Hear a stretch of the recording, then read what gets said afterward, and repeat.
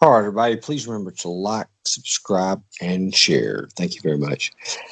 All right, good evening, everybody, and welcome back to the C Show. I got your boy Chris here, and I have a very special guest with me tonight, Dr. Nick Nalli, who is a senior research scientist with the National Oceanic and Atmosphere Administration. Dr. Nalli wrote the academic article Gunshot Wound Dynamic Models for the JFK Kennedy Assassination in 2018. His work was featured on a Mysteries at the Museum special in 2018 and recorded again later on that year. Dr. Nalli, thank you for being on the show. Welcome, and how are you? Thank you, Chris. I'm doing well, all things considered. With our current situation, we're still telework full-time, and I'm hoping at some point we will get out of that. Before I continue, though, also I have to put up the disclaimer here at the beginning here that the any scientific results or conclusions or any views or opinions that I might express during the course of this interview are those of myself, and do not reflect the views of the National Oceanic and Atmospheric Administration or the Department of Commerce. So I have to put that out there in advance. These are my opinions and views and scientific results and conclusions. Thank you. Okay, Dr. Nalli, first question I have. Working with oceanic, how did that draw you, with your expertise, to the Kennedy assassination as far as writing this gunshot wound? Yeah, so, I mean, that's a good question. I took interest in the Kennedy assassination as a kid because I'm from a big family. I'm one of 6 boys, and it was one night that they had, and this must have been the Geraldo Rivera showing of the Zapruder film in 1975, but I had no idea what it was. It was just, I saw it. My brothers were in the room. I had 3 older brothers, and I remember them gasping and pointing, "Oh yeah, he's moving. Oh yeah, look at that. Yeah." And I didn't really know exactly what I was looking at. I just knew that it was violent. It looked like his head was being smashed, and it was kind of poor resolution. But I thought that this is Kennedy's crawling out into the back on the trunk. I thought that was actually JFK being thrown back. So it just goes to show you I was very young and had difficulty even understanding what it was. But anyway, that sparked my whole interest in everything over the years. It really started then. But what happened is, so more recently, now that I've gone into mid-career and late career now, my life has settled down, and I've had more time to start looking at things that had interested me in the past, this being one of them. So I started blogging, I don't know, about 10 years ago or something to that effect, anonymously. And I was out there saying to people that, well, the emotion in the Zapruder film of President Kennedy is caused by a recoil effect. And I was adamantly saying this. I had thought about it quite a bit and was convinced that's what it was. And it was finally one time on one of these blogs, somebody points out to me, another anonymous person, that, well, that's, have you read the article by Luis Alvarez in the 70s, 1977 or something to that effect, 1976? He talked about the jet effect. And I was like, no, I'd never heard of him. So I looked into that, found his article, was able to get a reprint of the article and read it, and realized, wow, this guy had already come up with this idea way before I did. But there was some differences, though, in how I was approaching it versus how he was approaching it. I don't want to get into that right at this moment, but it was just letting you know that that sort of, it really started as a kid, but then later in life, the path that I took in science just happened by coincidence. This is not planned. Just happened to train me in the type of science that is very well applicable to the problem of the gunshot wound dynamics seen in the Zapruder film. It just happened that way. wasn't my plan. But it's, you know, in the nature of a scientist, a research scientist like me, to be always curious about things and to always sort of want to pursue things that are of interest. And so that's sort of what ended up getting me to begin thinking about really putting together a good scientific article and to try to get it published in a peer-reviewed journal. Okay. Oh, I can touch on that in just a second. Or some other things that you mentioned that. One thing I'd like to ask you though is I was reading some of this stuff today, and the article was very good. What is your beliefs, or what is your response? Because I started reading, you know, people saying Nalli got this wrong. Nalli does not know the facts. Nalli is wrong when this right here. You know, Nalli doesn't know what he's talking about. But, what are your replies to that when people say, "Oh, he's wrong. He missed this"? Well, thanks for yeah. I mean, this is good to talk about this. So yeah, so I published this article, and it was within a month or two that I first saw the first sort of critiques, pushbacks on it from various individuals. And one of them was one of them, Dr. Mantic, he is now, interestingly enough, a topic of discussion because he features in this new Oliver Stone Look Through the Looking Glass movie that has appeared at the Cannes Festival just recently. This is like within the past week. So Mantic has now come back up. And so anyway, he is the one who really, of everything that I've seen out there, his is the only one that's sort of a smart man, you know, an intelligent person who has a background in physics critiquing.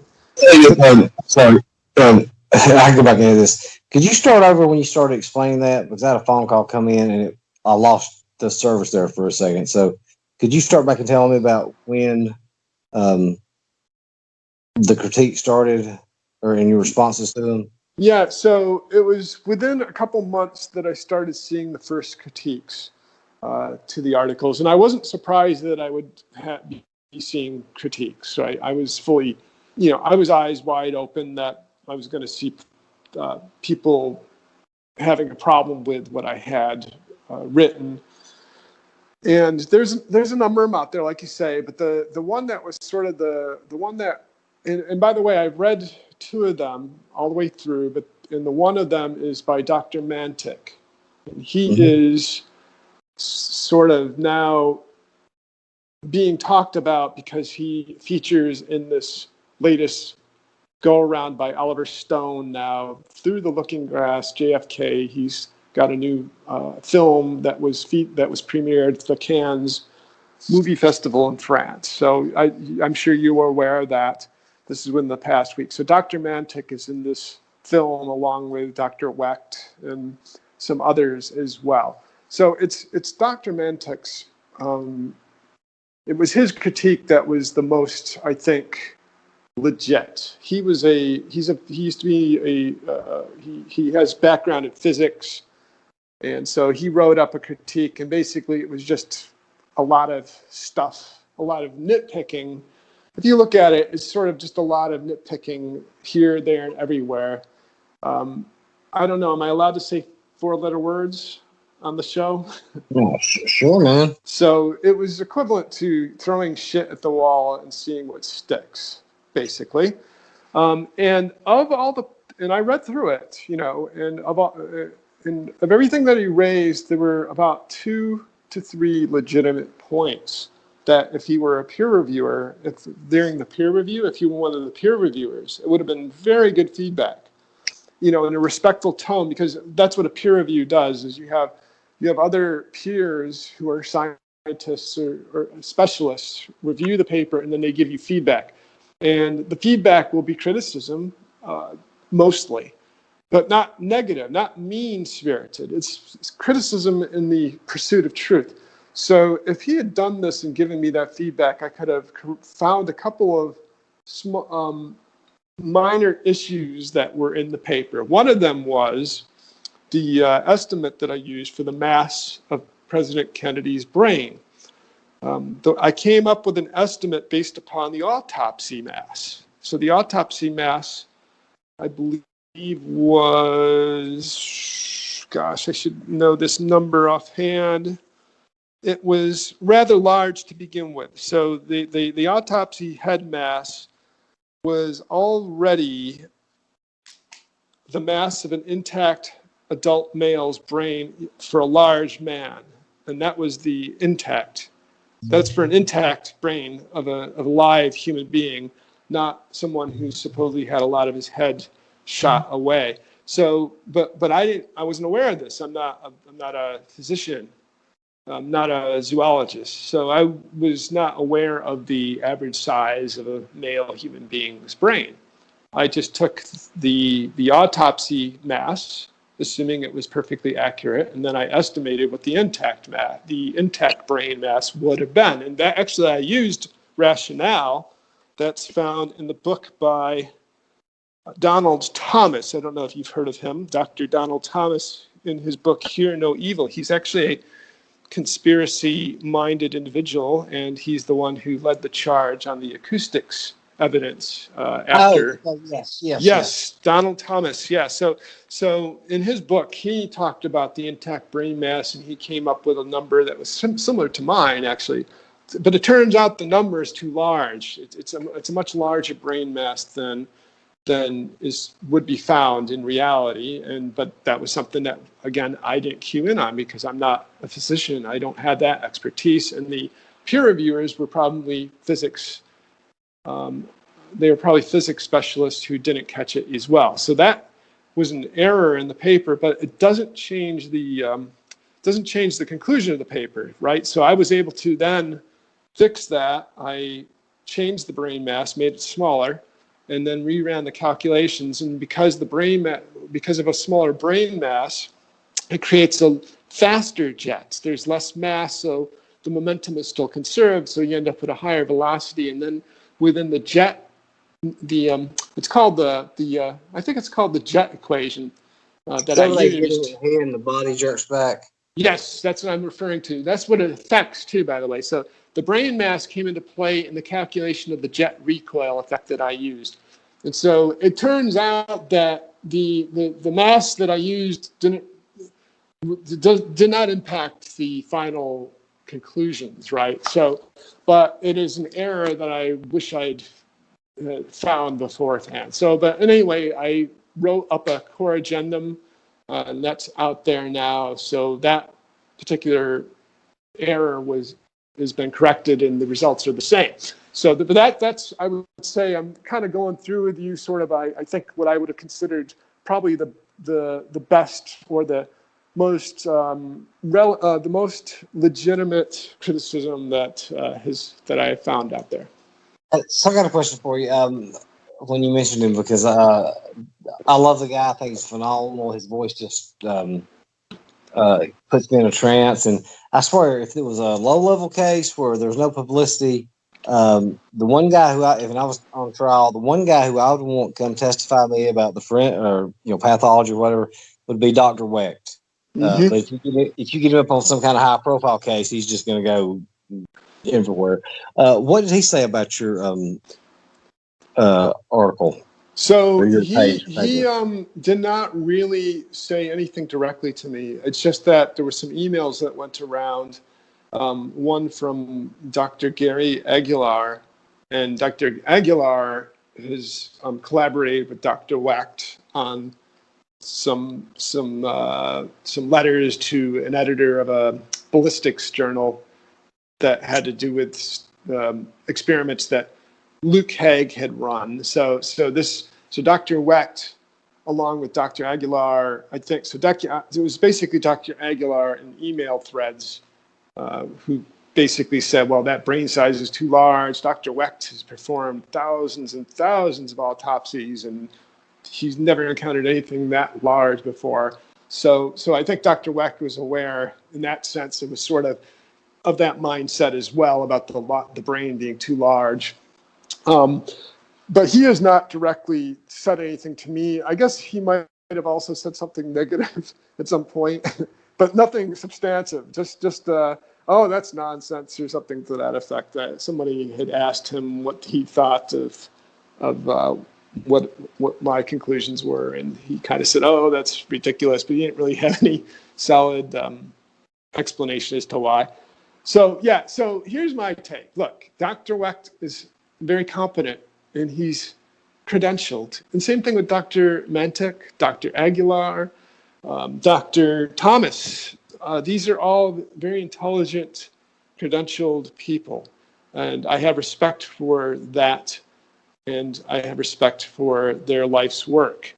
But how do I say it? They're wrong about what they're saying.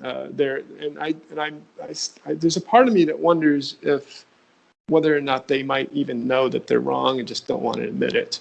Well, I was fixing to say that as smart of as a ministerial is, I think that sometimes they go all in, and if they back out, then they're going to look embarrassed. So they just hold on, like what you just said. They just don't want to admit it.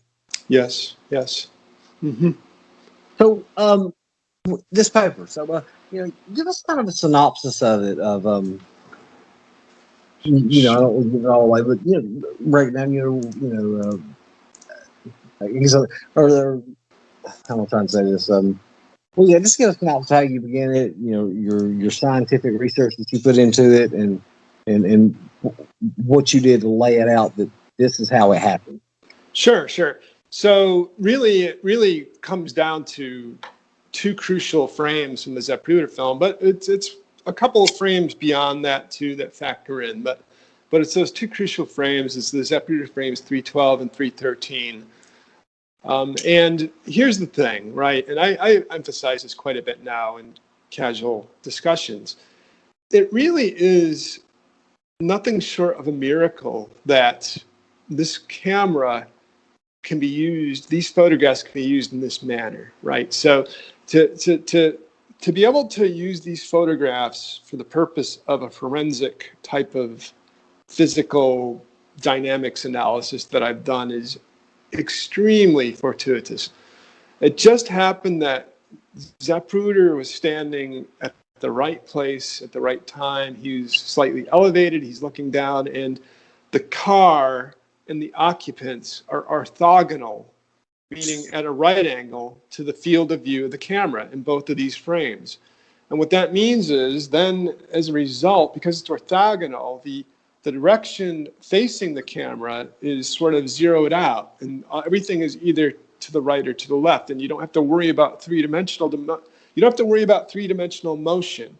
And so you could treat it as a two-dimensional problem, and the resolution is good enough on the frames where you can take a look and determine what's going on there. Now, of course, there's nothing new here, and of course, I even got some lone, quote unquote, lone nutters out there saying, well, there's nothing new there. But the thing is, I never claimed at any point that there was something new in the observation, right? So the observation of this forward head snap is what I'm talking about now. Between Zapruder frame 312 and 313, we observed that President Kennedy's head kind of moves forward suddenly. It's like a forward snap. You can see it go down about 2 inches. Yes. Yeah. Correct. And it is just about 2 inches. Now, this was known in the 60s, and David Lifton in his book is the one who reports that it was Richard Feynman, the Nobel Prize-winning physicist, who first noticed it. And I actually believe David Lifton's account on this. It just sounds like something that Richard Feynman would have been called in to look at, and that he would have noticed it. So, but all Richard Feynman did was notice it. He just noticed, his head has moved forward.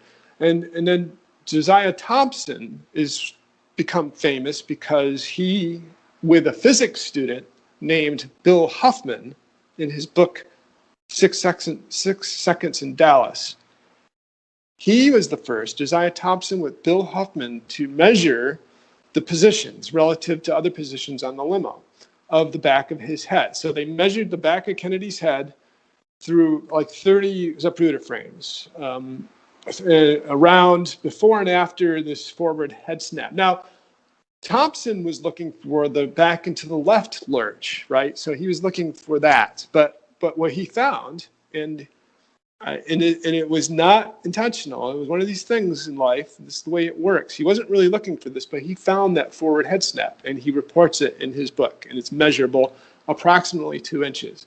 Later on, iTech Corporation also confirmed this, that it was approximately 2-inch forward, or you could say 5 centimeter if you want to be in the metric system here. So it was a forward impulse. So that has been known. But here's the thing. I started restudying this case about 10 years ago, reading stuff. I read Bugliosi's book, read a lot of stuff, and nobody ever really pushed it. It was sort of always acknowledged. Bugliosi acknowledges it. General Posner acknowledges it. They all kind of say, yeah, well, his head moves forward.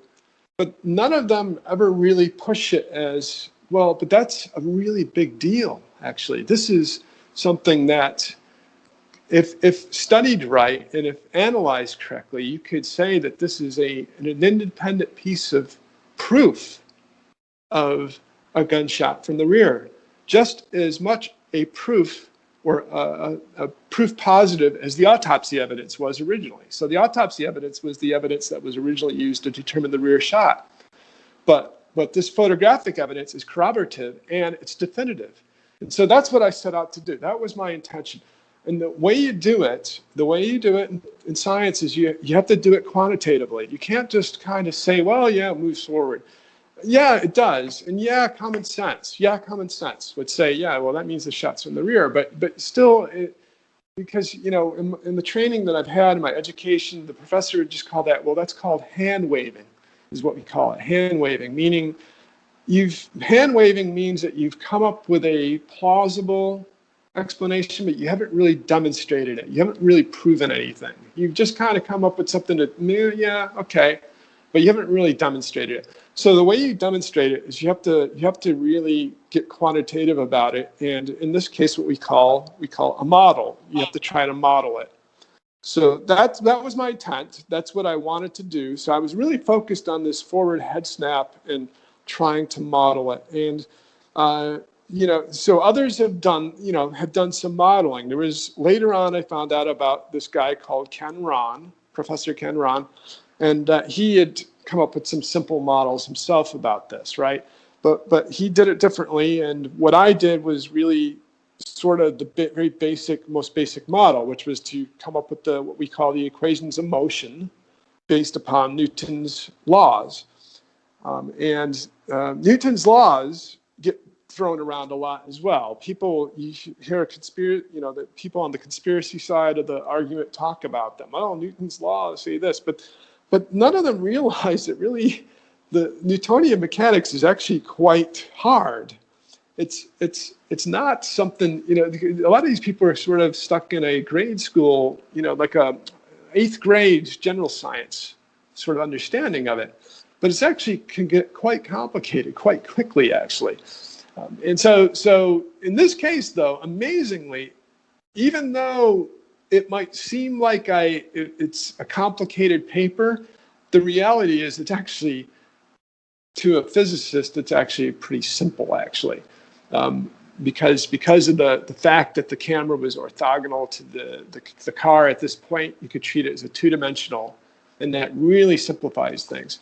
So that's what I did. I set up the equations that were explicit force equations to try to determine what the effect of a projectile would be on a human head. I modeled the head with skull and a soft tissue interior, and used parameters that I found in the literature. And this is not the JFK literature. This is actually other scientific literature about what the yield strength is of skull bone, what the drag coefficient is of the brain, what the what the drag equation is for the brain. And that's actually where Larry Sturtevant's work comes into play. So Larry Sturtevant actually published some papers he published some papers. This is before the JFK stuff that he got involved with that talked about what the drag equation is for the tissue of the brain, or because he studied this stuff for military purposes. He was with the Aberdeen. It was all military based stuff. He wanted to see what the effects of rifle gunshots were on human bodies. So that's where that was my intent, was to try to model what the interaction and what the effects of a gunshot wound of that magnitude would be to the human head. After I derived all that, I worked through it very meticulously, and I plugged in parameters, and I did calculations, and I started coming up with the numbers, and the numbers were quite close to what we observe in the Zapruder film.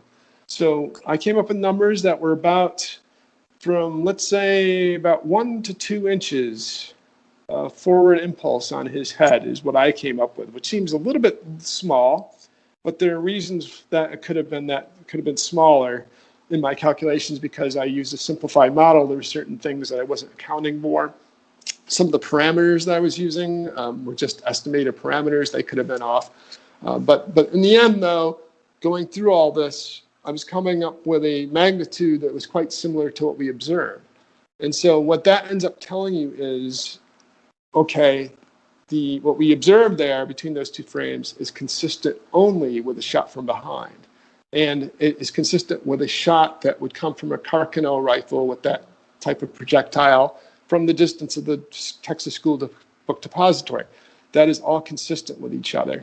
And then that way you can begin to make a more definitive statement about what the frames show. And that's the reason why it was sort of featured suddenly. Certain news media picked it up for that reason. So yeah, anyway, I think hopefully that answers some of that question. I remember when I'd always say, back into the left, back into the left, back into the left. And I kept listening then, and, like I said, I'm not a physicist, and I'm like, oh, there's no way that's going to happen. You're going to get shot from the back and head, pop back. And then I read this thing, and maybe you can elaborate on it, or if you remember, that they did a test during the Warren Commission where they shot a goat, and it had the exact same reaction. Yes. Yeah, so that goat is Larry Sturtevant's work, actually. Oh, was it? That was the first thing that got me saying, well, okay, I guess, I'm wrong on that. Yeah, they tested it on a goat, and the goat had a neuromuscular reaction. Stiffened up and kind of fell, then he went limp. So yes, now that's another interesting topic here, because as I told you a little earlier, I was convinced it was just a recoil effect, and I was telling everybody it's a recoil effect. And then some people would say, well, no, it's neuromuscular, and I was like, nah. If you don't mind, would you explain to people what recoil effect is? So recoil is the same thing as what Luis Alvarez called it, a jet effect. It's the same thing. It's just a different term for it, but it just has to do with the fact that it's like the jet. It's, you think of a jet engine or a recoil on a rifle. What happens is, because you have an explosive force or mass that comes out of one end but not the other, you end up with a motion from the other side that moves in the other direction, right? So like a jet engine, like a rocket ship, where you're pushing off a mass, you're getting rid of mass very quickly. It causes the rocket to go in the other direction. Now, a lot of people say, well, that's Newton's third law. It is, but really the simpler way of looking at it is it's just called momentum conservation for that system. It's because if you have mass moving in one direction that's being pushed away from let's say the rocket ship or the head or anything like that, then the rest of it has to move the other way to conserve the momentum. of the system. So really, that's sort of the better, I think, way of looking at it. So that's what the jet effect is, the recoil effect, I'll call it. You'll hear me call it recoil effect. But I had thought that it was just a recoil effect. So I was out there for a long time saying it was just a recoil effect. I didn't believe this neuromuscular thing because I just thought, well, how do you know that? I mean, that just seems very speculative. And so but it wasn't until I actually did the calculation in this paper. So that was the second part of the paper, right? I talked about the forward head snap, but then I also tried to calculate the jet recoil effect. And I found that there was a jet recoil. There had to have been a jet recoil effect. There had to have been. But the thing was, the magnitude was not large enough to cause that full back into the left motion. It just was not large enough. And not only was it not large enough, but his whole body is moved back. And so there had to have been some other force at play. It wasn't just a force on the head. I'm going to cut you off. So there's going to be some conspiracy theorists out there say, well, he was hit, there was a frontal shot, and that forced his body back like that. Yeah, what's the plot going to be to that? That's right. And there are people still saying that even now. And that is wrong. It is an incorrect understanding of the mechanics. This gets right back to very basic classical mechanics, Newton's laws. Everybody wants to talk about, F equals ma, Newton's laws. Yeah, but you have to understand what all that really means. And so the whole idea of F equals ma is that it acts instantaneously on particles, and it's localized, right? So So when there's a force on the head, let's say, and you can even test this yourself, just do a push on your head, in the back of your head, and see what happens. It's your head that moves.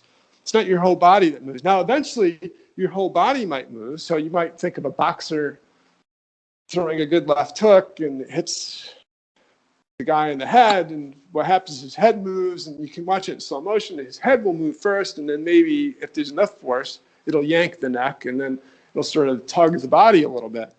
But the force itself is not on the body, it's on the head, and the head is what moves. And what we would say in classical mechanics is the force acts like it's acting on the center of mass.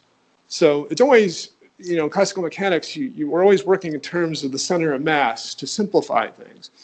So any gunshot wound effect on the head will act on the center of mass of the head. And then if there's enough force behind it, then it might yank the body along a little bit with it through the neck. Uh-huh. But the body is much more massive, and the momentum is the product of the velocity and the mass. The force is proportional on the mass. So if the higher the mass, the less acceleration you're going to get from that force. So this idea that the gunshot hit him in the head and then caused that whole backward lurch in the entire body, no, the bullet does not have enough. No bullet has that much momentum to do that. There's no bullet. What would be the scientific probability that shot from the knoll caused the head snap and the body to move, or chances, or just zero? Yes. Like not even a 1% chance, or 0.1. It is not even 0.1. Wow. Maybe you could say, I don't know, you could say maybe 0.0000001% or something like that. So 1 to the negative 8%, something like that maybe. I wouldn't even give it that. I would say it's 0, really. Because it's what you observe there in the Zapruder film can only come from a gunshot wound from the rear. It cannot be a gunshot wound from the front that causes this. And what I'm talking about is between 312 and 313, which is where the bullet impacts, right? So that's another thing to keep in mind is I talk about this quite a bit, is the time scales. So we know about physics. Most people I think know, I think you probably know, that physics is kind of divided up into large regimes physics is divided up into 3 different big regimes. One being the relativistic regime, which is sort of general relativity, special relativity, and that's for anything that moves at the speed of light, close to the speed of light, or anything that's extremely massive. All right, and what I mean by extremely massive is like a black hole. Then you have the very small microscopic domain, and that's where you need to have quantum mechanics. But then for what we call everyday phenomenon on the Earth, and including orbital mechanics, the Earth's rotation around the sun, the motion of comets, the motion of cars, the motion of a baseball, the motion of rockets, these are all fall within what's called the classical domain, which is basically the Newtonian physics domain. And within the Newtonian physics domain, everything acts instantly. A force has an instant effect, causes an instantaneous change in acceleration on a mass. So that is what you have to take into account. And here's the thing. A bullet falls squarely within the Newtonian domain. So meaning that you don't need relativity to talk about it. So even though the bullet moves so really fast, right? If you slow your frames down, if you get a slow motion camera and you're able to watch that bullet move really slowly with the slow motion camera, you can use the Newtonian physics just like you could for slower moving objects. And so what that means is if you want to see what the bullet's going to do, you have to get right down to that time scale. You have to get down to the time scale, and the time scale is minuscule, right? So the bullet passes very quickly through JFK's head because it is a rifle and it has an extremely high speed. And so it took about approximately, if you assume that it was 11 centimeters through his head, the actual trajectory through the head, that would have taken about 0.3 milliseconds, or about 0.0003 seconds to get through. If you want to know what the bullet is going to do using Newtonian mechanics, you have to examine what's happening within that period of time, because that's the period of time where it is interacting and creating forces, creating a force. And so that means anything that goes on after Zapruder frame Z313 doesn't matter. That's not due to a bullet, because the bullet is long gone at that point. It has come to rest and is not interacting with his head anymore. It is not doing anything. There's no forces caused by it. The forces all happen between Zapruder frame 312 and 313. So it's really those two frames that you have to look at to get an understanding of what the bullet actually did. And so that's the reason why. That's why I say it's a 0% chance. And yeah, I agree too. I guess, I'm guessing this would go part of the side of physics. Is I remember noticing this little kid, still a Garrisonite, and the back to the left. But then when I looked at the headshot, and you see all the matter is sprayed through the front of his head. Yes. You raise it. Bingo. Yes, exactly. So when I'm looking at there and all the matter and all the blood is sprayed through the front of his head, there's nothing coming out of the back. Yep. That is another indicator, right? So that's another indicator the shot is from behind. No doubt about that, right? So, but I mean, it's further indication that there was a forward head snap as well, because in Josiah Thompson's, Tink Thompson's new book, he tries to dismiss that forward head snap as a blur illusion caused by the blurring on the film. That's a whole other can of worms. We won't get into that right now. But he tries to dismiss it as that. But what I try to say is, well, no. Even if you want to say the back of his head is a blur illusion, which is the very back line of his head.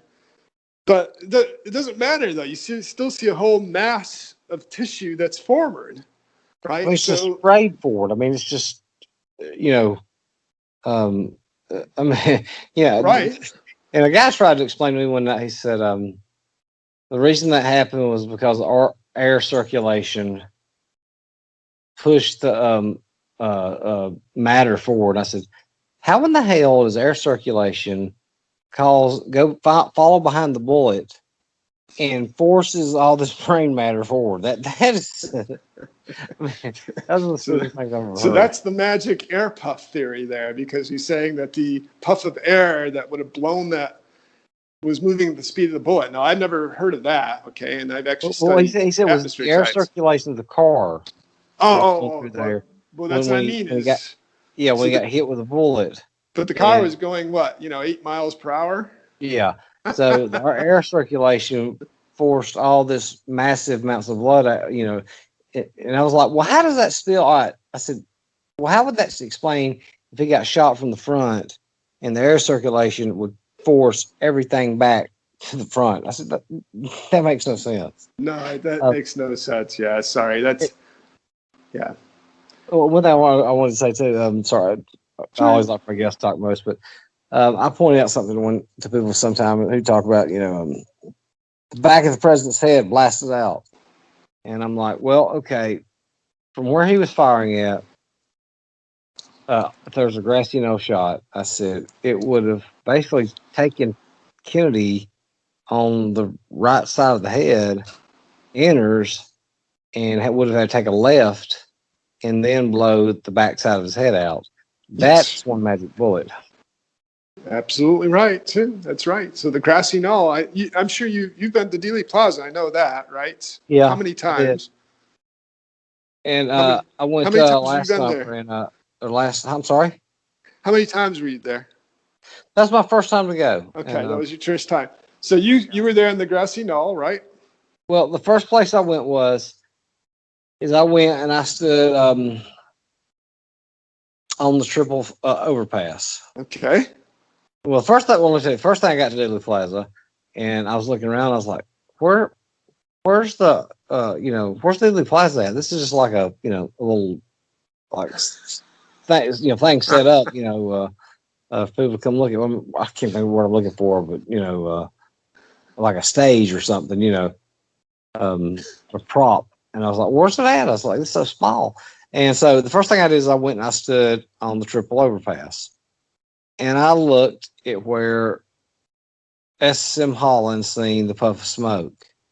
And I was looking behind the picket fence. And I was like, I can see all the way back there. So then I went and stood behind the fence.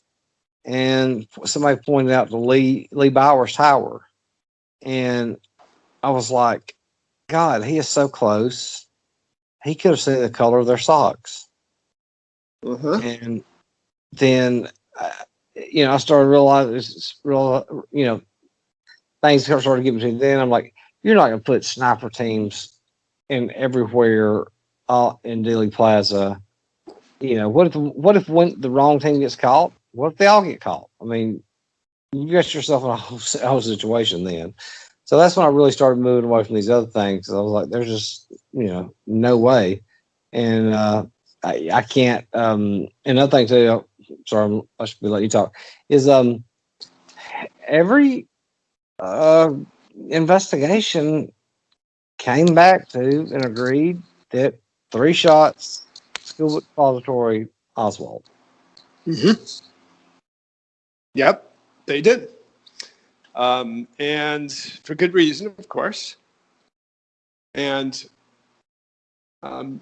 you're still there, right? Yeah, I'm listening to you. Okay, yep.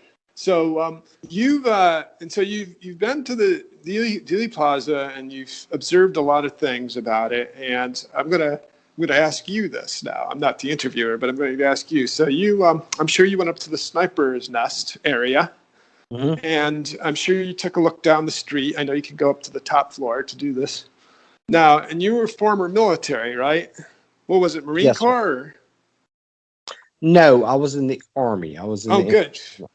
Okay, good. Army, yes. So, yeah, my wife's in the Army, too. Was in the Army. And me and Oswald were about even, pretty much as even as you could be on the scorecards. We were both sharpshooters. We both scored well. Okay, so you scored as the sharpshooter, and so did that look like an impossible shot to you? Did it look impossible? Well, first of all, let me say things that and I know Oswald went up to 500 meters, but when we were out there on our silhouettes firing on rifle ranges, we went up to 300 meters.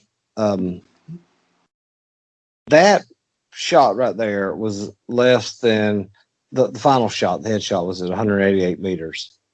That car was on basically a stationary target moving away from you. Mm-hmm. When I looked out that window and I seen that angle, I thought I could make this shot in my sleep. I mean, how this myth is developed of he couldn't make the shot was impossible. I don't know. I don't know where that came from. But you're talking about a Marine or even an Army guy from 88 meters. That is a cake shot all day long. Exactly. Well, there you go. And you were trained that way, and it's a good thing you're trained that way. So, yeah, I think part of the confusion with that comes with the fact that the limousine was moving, but people got to remember that it was moving away, like you said, on a downslope, and it was moving very slow. It's basically like you'd be shooting a stationary target. You just leave it just a tad. People who want to say that the easiest shot was coming up Houston. No, it wasn't, because you're trying to track a moving target. Yes. And you can't do that. Same thing when here's something else I like to point out that I can blow the whole knoll shot out is impossible. Is with two things. First, well, anybody could have seen him. Second, he would have been in a prone, unsupported position, which means there was no place to rest his elbow and get a good shot. And now he is tracking a target that is moving towards him. Mm-hmm. It's impossible. You can't do it.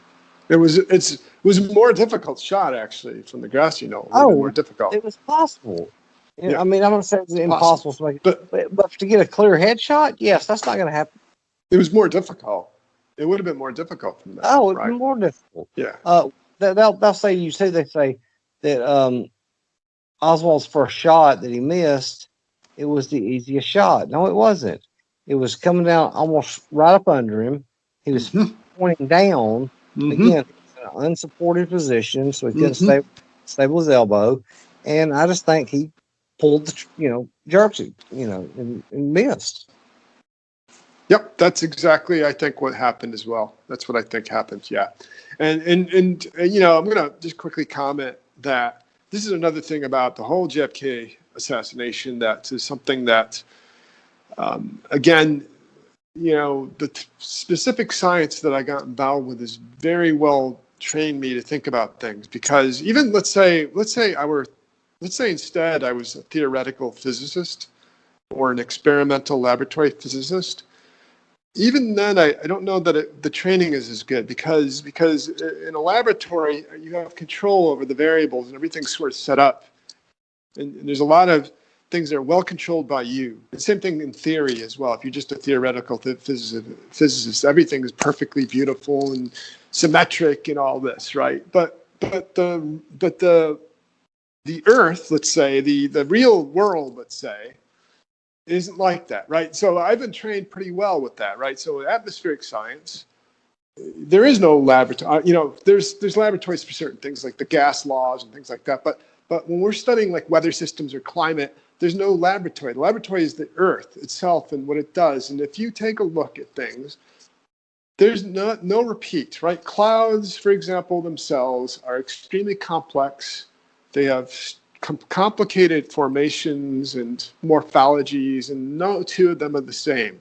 Nevertheless, we can model them, right? We can have a definite model. We can have something called a cumulus cloud, a cirrus cloud. Even better example is hurricanes, right? So hurricanes we have models for. And we're pretty good at understanding what causes a hurricane and what's going on and the energy that goes into it and how they work.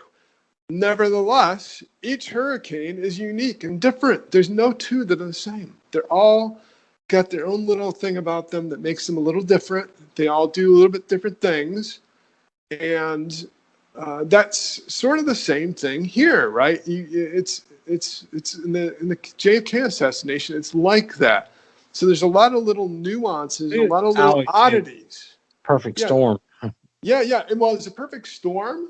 Yes, and there's a lot of little oddities about it that are unique, and you can't repeat them.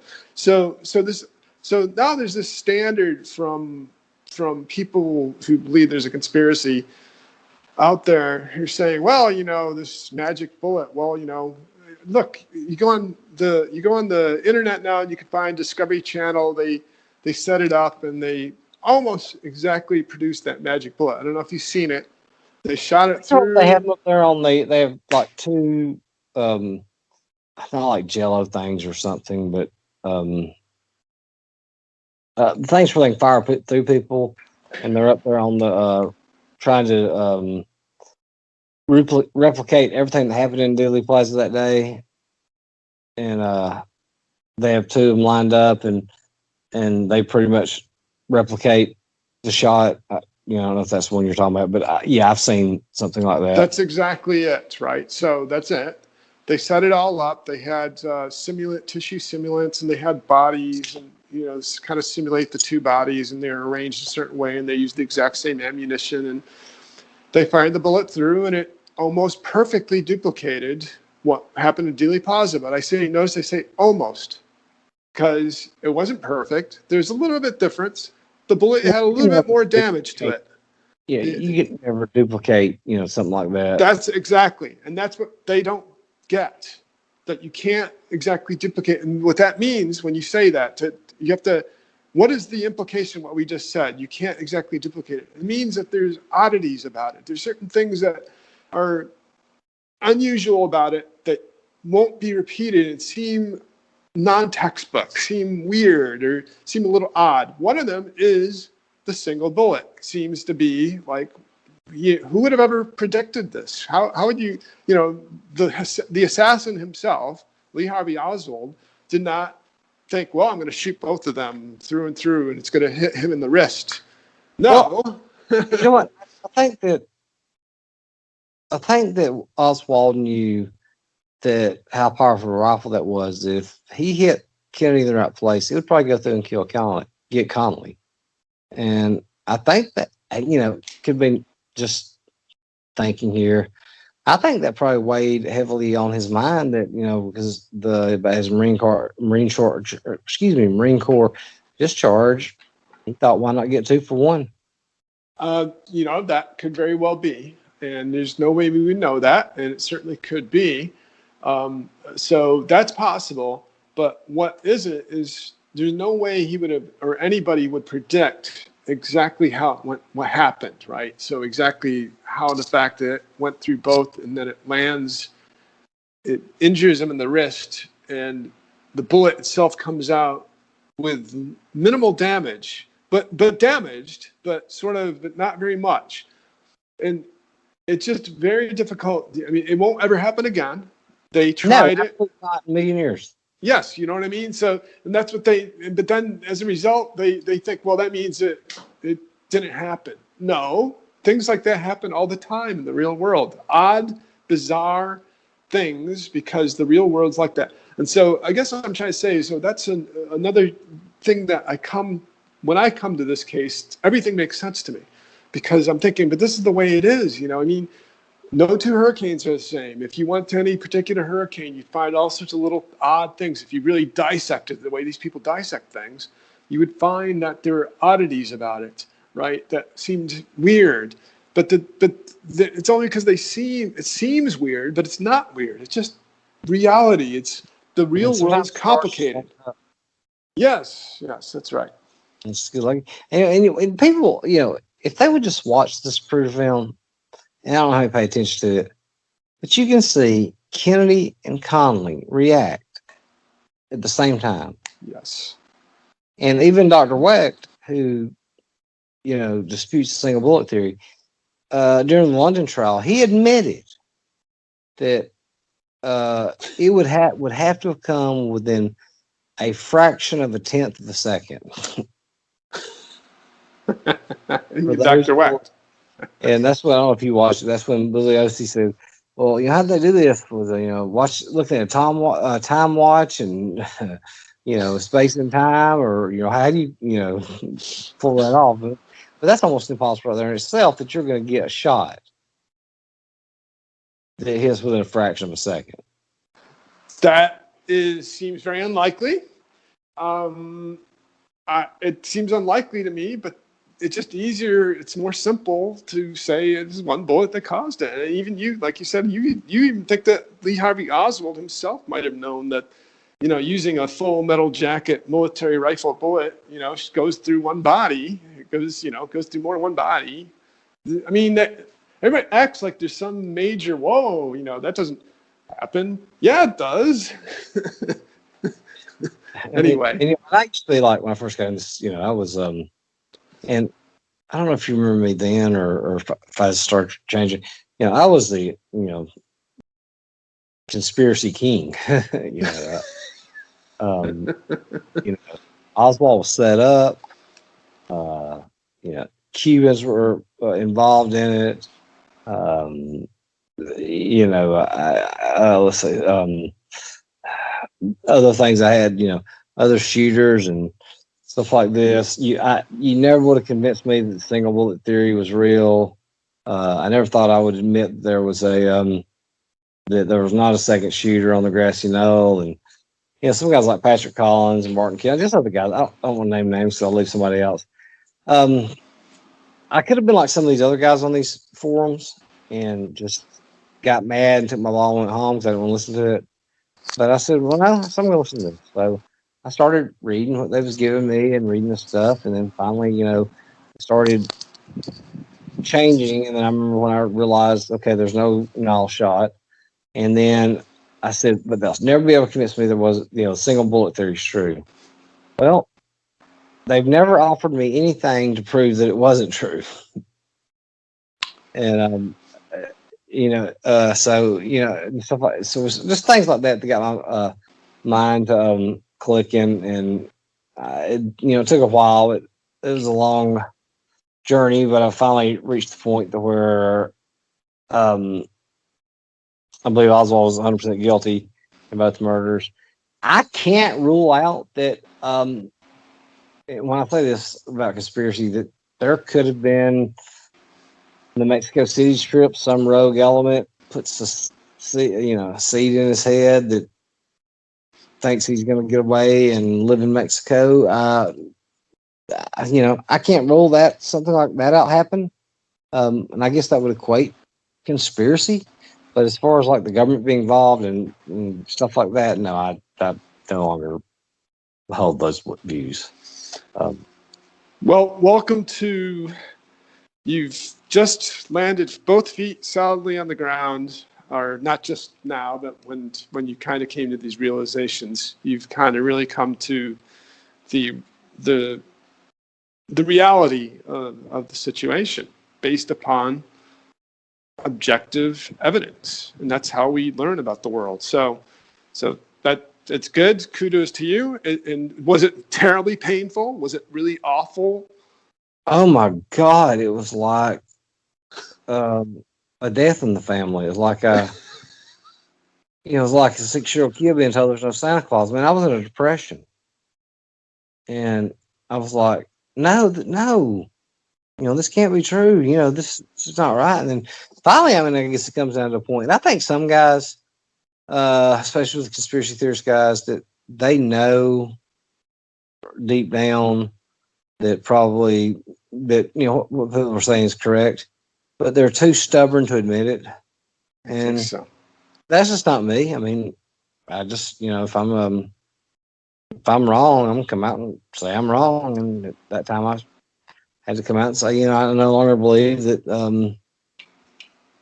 that Oswald was innocent. I mean, well, it's interesting that you say what you said about the pain factor. There are two different things here, right? So one is, and this happened to me, because I also believed there was a conspiracy at first. I was much younger, though. This is when I was much younger. When I read the Warren Commission report, I realized that, oh my God, no, there's too much here, too much evidence. It's too detailed. It's very meticulous. And I realized that, no, it looks like it was this lone assassin who did it. And of course, I don't know if you've read the entire Warren Commission report, but the whole flavor of it is, well, he he was like this, and he was his mother, and he didn't really have a clue, and they really portrayed him, and they didn't do this intentionally, but it's there. If you read it, you just see this sort of undercurrent I've was read, that I've read bits and pieces of it. he, if I mean it's meticulous, it's good, but it's all stuff you know. I mean, that's the thing is, if you read Posner and you read, it's stuff that you've already known, but you got to remember, I didn't read Posner. I didn't read anything. I just saw the movie JFK by Oliver Stone, and then I read the Warren Commission report. And the Warren Commission report just really laid it out, and I realized, okay, this was the work of this one guy, and the way they portrayed him, it just seemed like, well, what the hell? He shot him, but he didn't really know why. Even he just did it for the hell of it. That's kind of the takeaway. But the thing is, but evidence is evidence, data is data, reality is reality, facts are facts. And I just like, okay, well, that's what happened. It doesn't matter how I feel about it. For some reason, the guy did it for the hell of it. And I left it at that. Now, that was a really bitter taste. That, I know what you mean. So when I came to that realization, I realized, God, there's something horrible about that. There's really something terrible about that. It's like I prefer that it was a conspiracy. That's nicer. Well, You know what I mean? Human mind. I mean, a conspiracy like this is more sexy, and I think the human mind craves a mystery. Yes. I mean, what's more intriguing? A communist that comes out here and involved in a conspiracy with Cuban mercenaries and kills the president, or a 24-year-old know nothing that gets out there and gets a lucky shot off and kills, the free leader of the world. People are going to be more interested in the conspiracy side. I mean, definitely that. Yes. So there's that part of it that was sort of difficult. I'll admit it was like a tough pill to swallow, right? And by the way, I'm not saying that's the way I feel about it now. I'm just saying, talk about the conversion experience. The negativity was this realization that some guy just did it for the hell of it, and that was difficult to digest. All right, but that said, the realization was not really that big a deal. It wasn't some major ego blow. It wasn't like, I mean, what's the big deal? I used to get in arguments with my father about it. He would tell me that's Lee Harvey Oswald, and I'm like, no, it was a conspiracy. And even the House Select Committee on Assassination said it was. And I argued with him, argued back and forth. Then I read the Warren Commission report. I realized I read it, I digested it, and I realized by the time I got to the end of it, okay, I got to tell him. So I went to him and I told him, Dad, I think you were right. I read this Warren Commission report. I think you were right all along. He's like, yeah, I was. But the thing is, it wasn't that big a deal. So I'm just saying, any of the people who believe there's a conspiracy, it's not a big deal to just say, well, that's what I thought, but I was wrong, and it's no biggie. Anyway. And like I said, and I still hold out there may have been maybe a 5% chance of conspiracy. I mean, could there have been some people met him? Hey, take this shot. We'll get you out of here. I don't know. Is it possible? Absolutely. Actually, I agree with you. I agree with you. I can't rule out. I don't know that he was alone. I'm not convinced that he was, but he didn't, though. That's the reality. 100%. And one of the things, like I was talking to somebody about that, they said, what are some things that you can't say, admit it? And I said, it's just some minor things. It's like, when he runs home and he gets his weapon and he's walking down the streets. What was he doing? I mean, where was he headed? He was headed somewhere. You can't tell me he was just walking around the streets to wait till he got picked up. And those are there's minor things I can't let go. I agree with you on that as well. I think that he had a plan, but I think it's another topic to get into. But I will tell you that I don't necessarily think he was alone, but I don't know either way really. Just that we just you just have to know that, well, he's the guy who did it, though. Just like John Wilkes Booth wasn't alone, right? So John Right. Wilkes Booth was part of a conspiracy, but he's the one who shot Lincoln, and he's the guy who did the wet work. It's the same thing here. It's the same thing. Who knows? It's something that I'm interested in, though. Well, I've always loved it. And this right here, I'll tell you, this was a really fascinating interview. The way, I've tried to bring in different people with the expertise in that in the case. Talk to me about it with knowledge, and just to have this right here is absolutely awesome. I mean, the scientific part of it is something that draws me to it, and I think it's been a very good hit.